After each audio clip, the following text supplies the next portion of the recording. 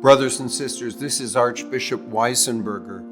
Since arriving in Detroit this past March, I have felt nothing but warmth and welcome. Your hospitality for me and your faith have made me feel very much at home. In these first few months, I've had the great joy of meeting many of you at parish celebrations, diocesan events, at masses, and at liturgies.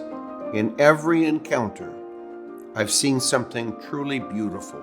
I've witnessed your deep love for Christ, your love for your local parish, your love for the Archdiocese, and your desire to see the Church of the Archdiocese of Detroit flourish for generations to come.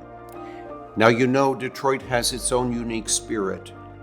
It's a spirit of incredible resilience, generosity, and hope. It's a spirit that has carried this great city through challenge and renewal time and time again. And it's that same spirit, together with the Holy Spirit, that gives me confidence as we begin this next chapter together in the life of this wonderful Archdiocese. You have also shared with me very candidly your concerns and your understanding of the challenges we face today. And I want you to know that I hear you. And actually, I see those challenges as well. Many of our church buildings were constructed during a time of tremendous growth, when more than 1.5 million Catholics called our Archdiocese home. Today, that number is closer to 900,000, and with a smaller portion regularly attending Mass. We've been struggling to maintain buildings, ministries, and structures designed for a much larger church. It's left us stretched, sometimes stretched too thin to serve as fully or as generously as we want. Moreover, by struggling to care for buildings and parish structures where there are very few people, we're also struggling to follow the Catholic population in those areas where we're growing. But I believe this moment is not one marked primarily by anxiety or despair. Rather, I see it as one filled with opportunity.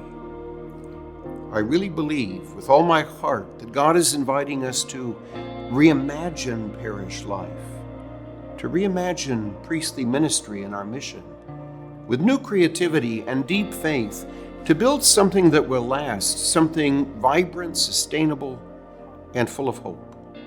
This is why I'm inviting every Catholic in our Archdiocese to join me in a 2-year process of renewal. It will be a journey of discernment to chart the best path forward for each of our parish, communities, and regions. In the effort before us, every voice matters, just as every prayer matters.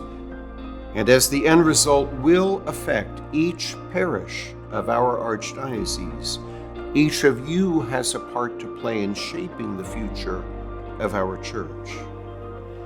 Now, it's important to be honest about what this renewal may bring.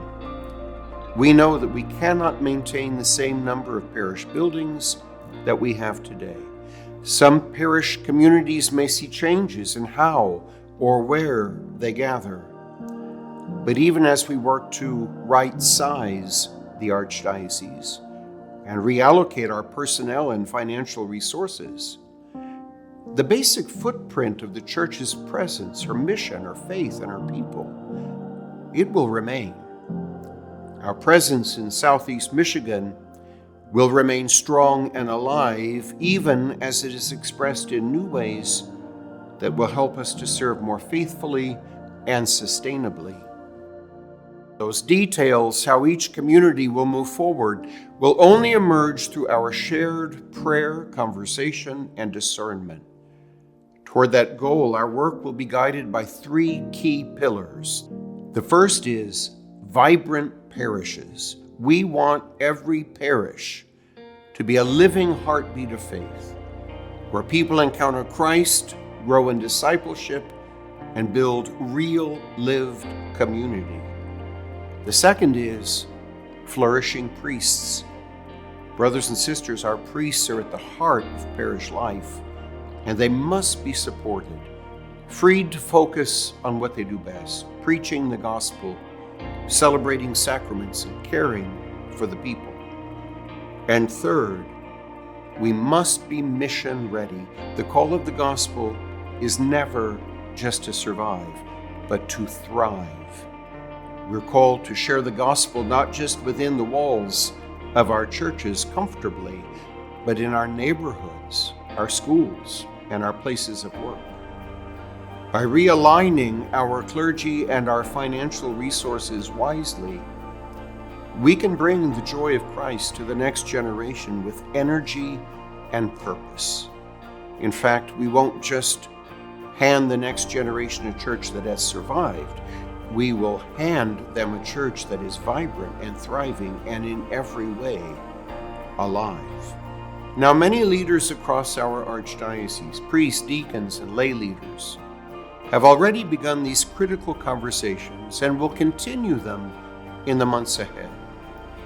This coming spring, each parish will host 2 listening sessions open to all parishioners, where you will have a chance to share your insights, hopes, and dreams for the future of your local church and our archdiocese. This will be your opportunity to be involved, to help shape what comes next. In the meantime, and knowing that no venture of this nature can succeed without prayer, I am especially asking for your prayers. You will find special prayer cards at every parish and on our archdiocesan website at restructuring.aod.org, created for this time of renewal. My brothers and sisters, thank you for your generosity in your time, your prayers, and your faith. Together and with God's grace, we will build a church in Detroit that is vibrant, flourishing, and fully alive in the mission of the gospel. May God bless you abundantly.